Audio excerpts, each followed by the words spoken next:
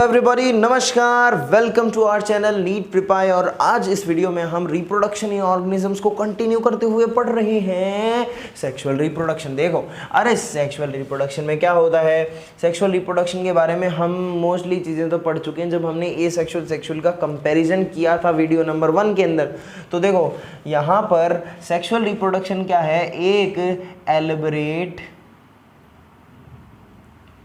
Complex and slow process है as compare to asexual reproduction. It is elaborate complex पेचीदा and slow process. जैसे asexual reproduction के अंदर क्या है, बाइनरी फिजन हो रहा है, ये अमीबा है, ये झट से क्या 2 में डिवाइड हो गई, ठीक है। लेकिन इतना ये सिंपल जस्ट कुछ मिनटों का काम है। लेकिन सेक्सुअल रिप्रोडक्शन बहुत ही स्लो प्रोसेस है, इतनी जल्दी नहीं होती। बहुत सारी मैकेनिज्म होती हैं, गैमीट बन रहा है, कहीं ओव्यूलेशन हो रहा है, फिर वो गैमीट्स बन रहे हैं, फिर ओव्यूलेशन हो रहा है, कहीं स्पर्मेटोजेनेसिस चल रहा है, oogenesis चल रहा है, फिर फर्टिलाइजेशन होगा, ज़ाइगोट बनेगा, कितना सारा सामान है यहाँ पर करने को। तो देखो स्लो प्रोसेस है एज कम्पेयर टू इट। यहाँ पर गैमीट्स बनते हैं, उनका फर्टिलाइजेशन होता है। ये बात हुई सेक्सुअल रिप्रोडक्शन की, ठीक है। अब कोई भी ऑर्गेनिज्म जो सेक्सुअल रिप्रोडक्शन शो कर रहा है, चाहे वो कॉम्प्लेक्स से कॉम्प्लेक्स है, सिंपल से सिंपल है, कॉम्प्लेक्स से कॉम्प्लेक्स और सिंपल से सिंपल ऑर्गेनिज्म भी अगर सेक्सुअल रिप्रोडक्शन कर रहा है तो उसमें सिमिलैरिटी होती है। दोनों जो जिस पैटर्न में काम करते हैं, जो मैकेनिज्म होती है, जो प्रोसेस होती है, वो सेम होती है। अगर एक ह्यूमन सेक्सुअल रिप्रोडक्शन कर रहा है और अगर एक छोटा सा कोई भी सिंपल ऑर्गेनिज्म ले लो जो भी सेक्सुअल रिप्रोडक्शन कर रहा है, जैसे एग्जांपल कॉकरोच है या फिर हम बोलते हैं यहाँ पर ह्यूमन है, तो जो मैकेनिज्म होगी ना वो बिल्कुल सिमिलर होगी। कैसे, जैसे मान लो अगर दोनों सब में ही बात करें तो ये जो सेक्सुअल रिप्रोडक्शन है या फिर इसको अपन इसके रेस्पेक्ट में हम 3 स्टेजेस बनाते हैं लाइफ की। सबसे पहले नंबर पर 3 फेजेस होती हैं लाइफ की। सबसे पहले नंबर पर जुवेनाइल फेज और vegetative phase, and second one is reproductive phase. हर एक इंसान के जीवन में ये 3 फेजेस होती हैं। Reproductive phase, okay. उसके बाद में सेनेसेंट फेज। ये बोला जाता है कि सेक्सुअली मैच्योर होने से पहले, रिप्रोडक्टिव एज में आने से पहले एक ऑर्गेनिज्म को कुछ मैच्योरिटी गेन करनी पड़ती है। ही और she has to attain a certain level of maturity before entering into this reproductive phase.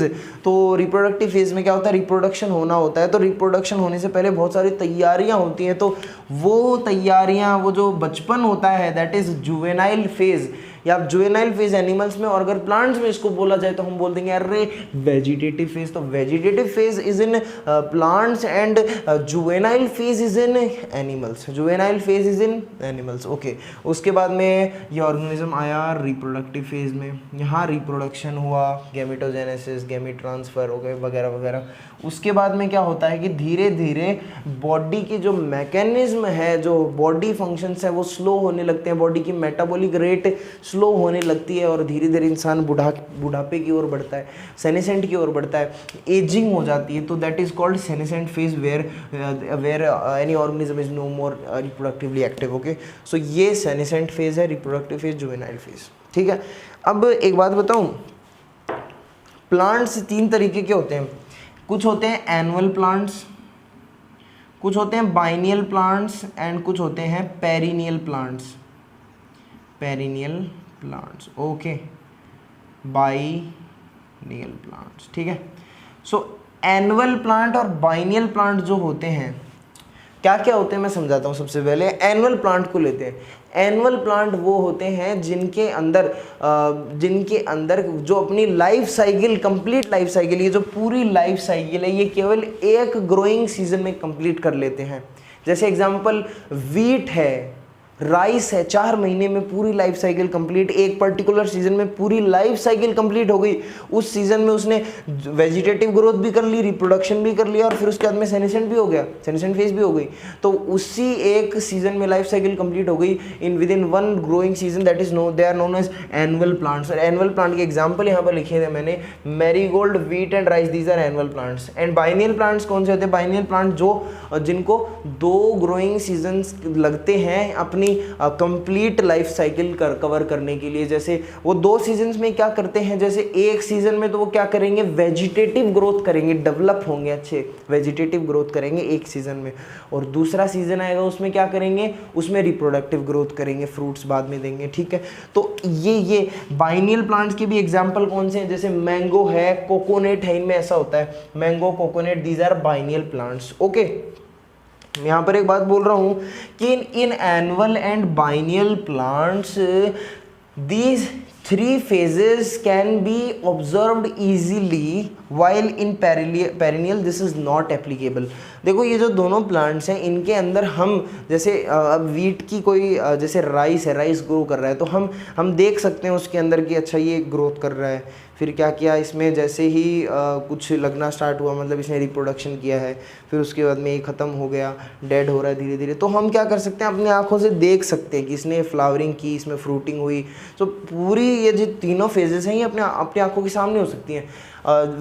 Same is the case of biennial plant. जैसे एक मैंगो का प्लांट है या फिर एक कोकोनट का प्लांट है, वो जितने भी साल जीता है उतने साल ह्यूमन जी करके देख सकता है कि मैं छोटा था ये पेड़ इतना था, अब मैं बड़ा हुआ, इस पेड़ ने इतनी यहाँ पे ये फ्लावरिंग करता है, फ्रूटिंग करता है, फिर उसके बाद में ये मर गया, फिर तो ये इसको क्या है हम ऑब्जर्व कर सकते हैं। लेकिन पेरिनियल प्लांट कौन से होते हैं, ये तो मैंने आपको बताया नहीं। पेरिनियल प्लांट वो होते हैं जिनको अपनी लाइफ साइकिल कंप्लीट करने में मोर देन 2 सीजन्स लग जाते हैं, 2 ग्रोइंग ईयर्स, मोर देन लगते हैं, बहुत ज़्यादा। जैसे एग्जांपल बैम्बू है, या फिर एग्जांपल मैं बताऊं बेनियन ट्री। तो बेनियन ट्री 300 से लेकर के 500 साल तक इसका लाइफ स्पैन होता है पूरा। तो इतने साल के अंदर ऑब्जर्व, इंसान की एज कितनी होती है, मैक्सिमम आप 100 मान लो, ज़्यादा से ज़्यादा लगाओ तो वो तो होती भी नहीं है, लेकिन 100 मान लो ज़्यादा से ज़्यादा। तो फिर वो अपन को हम देख थोड़ी पाएंगे कि ये कितने साल तक जिया। तो हम पेरिनियल प्लांट्स के अंदर तीनों फेजेस को क्लियरली आइडेंटिफाई नहीं कर सकते, हाँ कि ना, नहीं कर सकते। ओके, तो ये मैंने आपको बड़ी इंपॉर्टेंट बात बताई। एनुअल बाइनियल प्लांट में हम देख सकते हैं, डिफरेंशिएट कर सकते हैं, पेरिनियल में हम नहीं कर सकते। ओके, जैसे एग्जाम्पल बताता हूँ मैं आपको, जैसे बेम्बू है, ठीक है, बेम्बू की कुछ स्पीशीज होती हैं, उनके अंदर क्या होता है कि फ्लावरिंग हर 50 से लेके 100 साल बाद होती है। कितने साल बाद? 50 से लेके 100 साल बाद, 60 साल बाद हो सकती है, 70 साल बाद हो सकती है। तो ये क्या है, इस इतना टाइम पीरियड लगता है इसको फ्लावरिंग करने में। बम्बू की स्पीशीज़ 50 से लेकर के 100 साल के बीच में कितने भी साल में क्या करती हैं, एक लार्ज अमाउंट में फ्लावरिंग करती हैं, फ्रूट्स पैदा करती हैं और फिर मर जाती हैं। क्या हुआ, बहुत सारी इसने वेजिटेटिव ग्रोथ की, फिर उसके बाद में एक साथ इसने बहुत सारे फ्लावरिंग की 50 से 100 साल बाद, और फिर ख़त्म हो जाती है बेम्बू। एग्जाम्पल हो गया। एक और होता है स्ट्रॉबिलेंथस कुंथियाना, ज़रा देखो, स्ट्रॉबिलेंथस कुंथियाना,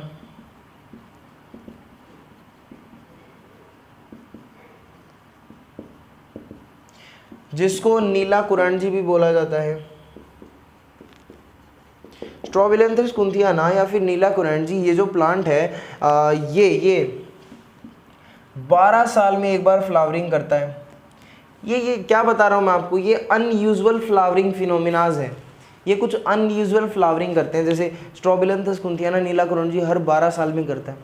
जैसे लास्ट बार इसने फ्लावरिंग कब की थी, सितंबर अक्टूबर 2006 में। एनसीईआरटी का अगर डाटा देखें, एनसीईआरटी में पुराना डाटा दे रखा है, तो नीला कुरांजी ने लास्ट बार 2006 में सितंबर अक्टूबर में इसने क्या की थी, फ्लावरिंग की थी, जिसके कारण कर्नाटका, केरला, तमिलनाडु, यहाँ पर ब्लू स्ट्रेचेस बन गए थे, बहुत ही ब्लू हो गया था सब कुछ। और ये जो चीज़ें हैं ये टूरिस्ट को बहुत ज़्यादा अट्रैक्ट करती हैं। सो ये बात यहाँ पर इसकी इकोलॉजिकल इंपॉर्टेंस भी हो गई। सो हमने अब तक यहाँ पर क्या डिस्कस किया है, हमने यहाँ पर ये चीज़ें डिस्कस की हैं, एनुअल, बाइनियल, पेरिनियल और तीनों reproductive phases, reproductive phase senescent phase, juvenile phase, ये चीज़ हमने डिस्कस किया है सेक्सुअल रिप्रोडक्शन में। अब देखिए हम कहाँ तक एनसीईआरटी को कवर कर चुके हैं, हम कवर कर चुके हैं, अगर आप देखोगे पेज नंबर 8 खोलोगे अपनी एनसीईआरटी का, तो वहाँ पर हम ये वाला पैराग्राफ कंप्लीट करके समझ के फिर यहाँ आए, हमने ये भी पूरा पढ़ लिया, ये भी पूरा पढ़ लिया, और हमने ये भी पूरा पढ़ लिया, ये भी पूरा पढ़ लिया पैराग्राफ, यहाँ तक हम पहुँच चुके हैं, देख लो। उसके बाद में हमें अब स्टार्ट करना है, हमें कुछ, मैं आपको कुछ बताता हूँ कि देखो क्या होता है कि प्लांट्स के अंदर कैसे पता चलता है कि रिप्रोडक्टिव फेज आ गई। प्लांट्स जब जुवेनाइल फेज कंप्लीट करके जब फ्लावरिंग करना स्टार्ट कर देते हैं ना, फ्लावरिंग करने का मतलब क्या हुआ है, उसमें पॉलिनेशन हुआ है, फर्टिलाइजेशन हुआ है, सिनगेमी हुई है, तो जब प्लांट्स फ्लावर करना स्टार्ट कर देते हैं इसका मतलब they have entered in the reproductive phase, yes और नो, ओके। तो एनिमल्स में कैसे पता चलता है, तो एनिमल्स में कुछ स्पेशल कुछ रिप्रोडक्टिव साइकिल्स चलती हैं, एनिमल्स के अंदर कुछ स्पेशल रिप्रोडक्टिव साइकिल्स चलती हैं, जैसे कोई नॉन फीमेल्स के अंदर स्पेशल रिप्रोडक्टिव साइकिल्स चलती हैं, जो क्या क्या हैं मैं आपको बताता हूँ। जो नॉन प्राइमेट्स के अंदर, तो अगर मैं बात करूँ नॉन प्राइमेट्स की, जैसे नॉन प्राइमेट्स में क्या आते हैं, जैसे रैट है, काऊ है, ये बफेलो वगैरह, ये सब इनके अंदर, ये नॉन प्राइमेट्स के अंदर एक रिप्रोडक्टिव साइकिल चलती है जिसका नाम है ईस्ट्रस साइकिल। Oestrus cycle. वैसे ही अगर आप जानते होंगे कि मेंस्ट्रुअल साइकिल चलती है किसमें, प्राइमेट्स में जैसे ह्यूमन है, मंकी है, एप्स हैं, इनमें क्या चलती है, मेंस्ट्रुअल साइकिल चलती है। It indicate that now the particular female is reproductively active, they are reproductively active, they can perform reproduction. So ये menstrual cycle, ये estrous cycle, ओके। इनके बारे में हमें इतना ही जानना था। अब आगे बढ़ते हैं। मेंस्ट्रुअल साइकिल को तो आप बहुत बड़ा डिटेल से पढ़ते हैं चैप्टर नंबर 3 ह्यूमन रिप्रोडक्शन में। सो अब देखिए ज़रा, मैं आपको बताता हूँ कि 2 टाइप के ब्रीडर्स होते हैं। जैसे कुछ एनिमल्स ऐसे होते हैं जो केवल सीजनल ब्रीडिंग करते हैं, जैसे फ्लावरिंग कई प्लांट्स के अंदर सीजनली होती है ना, कि यार ये इस सीज़न में फ्लावर्स देता है, इस सीज़न में इसमें फ्रूट्स लगते हैं, ठीक है। तो वैसे ही एनिमल्स में भी क्या होता है, कुछ सीजनल ब्रीडर्स होते हैं और कुछ कंटिन्यूस ब्रीडर्स होते हैं। 2 टाइप के ब्रीडर्स होते हैं। अब ब्रीडिंग पैटर्न 2 टाइप के होते हैं, एक तो seasonal and another one is continuous. जो सीजनल ब्रीडर्स हैं वो केवल एक पर्टिकुलर सीजन के अंदर ही ब्रीडिंग करते हैं, रिप्रोडक्शन परफॉर्म करते हैं, और कंटिन्यूस ब्रीडर्स जो होते हैं वो continuous through out the year reproductively active रहते हैं। जैसे अगर आपको एग्जांपल जानना हो तो यहाँ पर जैसे कंटिन्यूस ब्रीडर्स ह्यूमंस, ओके। सो जैसे बर्ड्स हैं, तो मोस्टली बर्ड्स जो क्या होती हैं वो सीजनल ब्रीडर्स होती हैं, ठीक है। लेकिन अगर आपके मन में क्वेश्चन आएगा कि पोल्ट्री फार्म, जो एनसीईआरटी में दे रखा है कि पोल्ट्री फार्म के अंदर जो बर्ड्स होती हैं, अब पता है कि बर्ड्स तो सीजनल ब्रीडर्स हैं, लेकिन पोल्ट्री फार्म में जो बर्ड्स हैं, अरे वो तो पूरे साल ही अंडे देती हैं। वो कैसे देती हैं, वो एक अलग मैकेनिज्म है, it is not related to reproduction, वो उनका कॉमर्शियल एक्सप्लॉयटेशन होता है ह्यूमन वेलफेयर के लिए, समझ रहे हो। उनको बाहर से चीज़ें दी जाती हैं जिसके कारण वो through out the year reproductively active रहती हैं, थ्रू आउट द ईयर वो एग्स देती हैं। तो वो that is not case of, अब ऐसा नहीं है कि वो वहाँ पर कोई एक्सेप्शन आ गया है कि नहीं यार वो पोल्ट्री फार्म वाली जो बर्ड्स हैं नहीं वो तो थ्रू आउट देती हैं, तो वो एक्सेप्शन हो गया। यहाँ पे एक्सेप्शन नहीं है, बर्ड्स सीजनल ब्रीडर्स ही होते हैं, लेकिन वहाँ पर क्या होता है, कॉमर्शियल एक्सप्लॉयटेशन होता है, okay. So this is complete information about sexual reproduction which is necessary for us to study and which is important, जहाँ से क्वेश्चन पूछने के चांसेस रहते हैं। तो देखो हम कहाँ तक कंप्लीट कर चुके हैं हम पूरा यहाँ तक कंप्लीट कर चुके हैं इवेंट इन सेक्सुअल रिप्रोडक्शन से पहले, ठीक है। सेनेसेंट फेज़ के बारे में आपको बता ही चुका हूँ कि सेनेसेंट फेज़ क्या होती है। रिप्रोडक्टिव फेज़ के बाद में सेनेसेंट फेज़ आती है, जब बॉडी की मेटाबॉलिज्म स्लो हो जाती है and the immune system, as we talk in humans, the immune system also degenerate या फिर लो हो जाता है इम्यून सिस्टम भी, इम्यून रिस्पॉन्सेज लो हो जाते हैं। अब मैं आपको एक यहाँ पर बहुत ही इंपॉर्टेंट लाइन लिखने जाऊँगा जिस पर बहुत सारे क्वेश्चंस बनेंगे, बहुत सारे क्या कहीं बहुत सारे क्वेश्चंस में आपको ये लाइन देखने को मिलेगी स्टेटमेंट वाले क्वेश्चंस में कि the transition between these three phases juvenile phase, vegetative phase, reproductive phase and senescent phase. तो मैं लिख रहा हूँ द ट्रांजिशन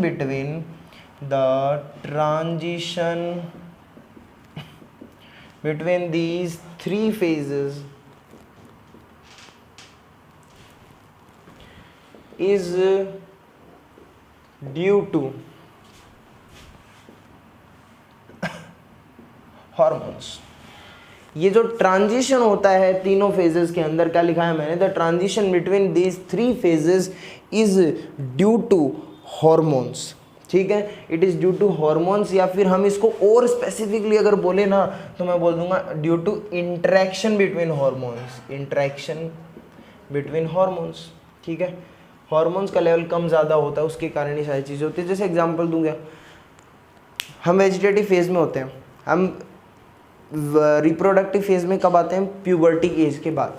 तो प्यूबर्टी पे क्या होता है, प्यूबर्टी क्यों होती है, प्यूबर्टी होती है हाइपोथैलेमस जब GnRH सीक्रेट करता है, गोनेडोट्रोफिन रिलीजिंग हार्मोन, जो जाकर के pituitary, anterior pituitary, master pituitary से गोनेडोट्रोफिन रिलीज करवाता है, LH और FSH। उनके कारण एक्चुअली हम क्या करते हैं, रिप्रोडक्टिव फेज में एंटर करते हैं। तो ये क्या है क्या this is interaction between the hormones which results in the transition between one phase to another। तो ये बड़ी इंपॉर्टेंट यहाँ से लाइंस थी।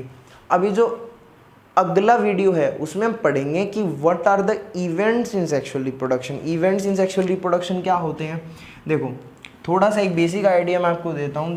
3 इवेंट होते हैं, one is pre fertilization events and fertilization and next to it post fertilization events। देखो fertilization जो है it is one of the क्या, fertilization is the most crucial event in the sexual reproduction. ये बोला जाता है, बड़ी इंपॉर्टेंट लाइन है कि fertilization is most crucial event in sexual reproduction, जहाँ पर क्या होता है 2 गैमेट्स फ्यूज करते हैं और जाइगोट का फॉर्मेशन करते हैं। सो फर्टिलाइजेशन होने से पहले क्या कंडीशंस रिक्वायर्ड होती हैं। पहली कंडीशन कि हमारे पास गैमीट होना चाहिए। फर्टिलाइजेशन किसका होगा, गैमीट्स का। तो पहली बात वो गैमीट बनने तो चाहिए ना, गैमीट्स का फॉर्मेशन होगा तभी तो वो फ्यूज कर पाएंगे, तभी तो फर्टिलाइजेशन होगा। तो प्री फर्टिलाइजेशन इवेंट्स जो होते हैं वो फर्टिलाइजेशन से पहले होते हैं ताकि ये फर्टिलाइजेशन हो पाए finally. So gametogenesis is one step which should be done before fertilization and next one is gamete transfer. अब गैमेट बन गए तो उनको सूटेबल प्लेस पे फीमेल गैमेट के पास ट्रांसफ़र भी करना पड़ेगा। ठीक है, तब दोनों को पास लाना पड़ेगा, तब जा करके ही तो क्या होगा, फर्टिलाइजेशन होगा, वो फ्यूज़ कर पाएंगे। सो ये 2 प्रोसेसेस हैं, बिफोर फर्टिलाइजेशन और पोस्ट फर्टिलाइजेशन के अंदर क्या होता है, ये फ्यूज़ होकर के जाइगोट का फॉर्मेशन करते हैं, zygote formation and another one is embryogenesis. Embryogenesis यानी जाइगोट से एम्ब्रियो का बनना, फिर एम्ब्रियो आगे जा करके क्या बनाएगा, फीटस बनाएगा, जिससे न्यूनेंट बनेगा, इन्फेंट बनेगा, फिर पार्चुरेशन होगा, बेबी डेवलप हो जाएगा पूरा। ठीक है, बेबी हाथ में आ जाएगा। सो ये हमें इवेंट्स को सबको, ये जो मैंने टर्म्स लिखे हैं सबको हमें थोड़ा बहुत इनके बारे में पढ़ना है। तो चलिए देखते रहिए PCB तड़का, नहीं नीट प्रिपाई देखते रहिए और मिलते हैं अगले वीडियो में, अगले एपिसोड में। Till then take care, bye bye.